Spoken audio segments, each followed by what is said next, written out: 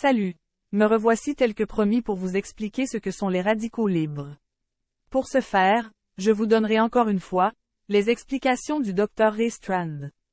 Comme je vous l'ai dit dans la vidéo précédente, le Dr. Strand explique que les radicaux libres sont principalement des molécules ou atomes d'oxygène, dont l'orbite extérieure compte au moins un électron impair.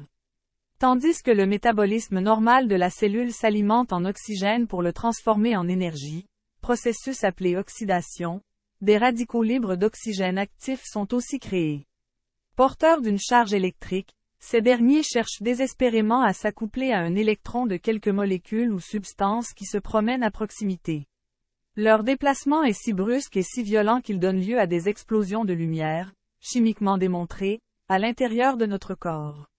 Le Dr. Strand poursuit en disant que si ces radicaux libres ne sont pas neutralisés rapidement, ils peuvent donner naissance à davantage de radicaux libres volatiles, ou causer des dommages à la membrane de la cellule, aux parois des vaisseaux, aux protéines, aux gras, et même au noyau de l'ADN de la cellule. Dans la documentation scientifique et médicale, ces dommages portent le nom de stress oxydatif.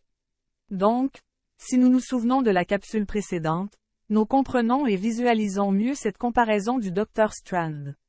Les étincelles qui jaillissent du foyer représentent les radicaux libres. Le tapis représente notre corps. La partie du corps la plus endommagée par les radicaux libres est la première à s'user et potentiellement, à développer une maladie dégénérative. Nous devons donc faire en sorte que ces radicaux libres ne se transforment pas en stress oxydatif qui, toujours selon le Dr. Strand, est la cause sous-jacente de presque toutes les maladies dégénératives chroniques. Pour ce faire, il est important de comprendre leur provenance. Ce sera le sujet de ma prochaine capsule.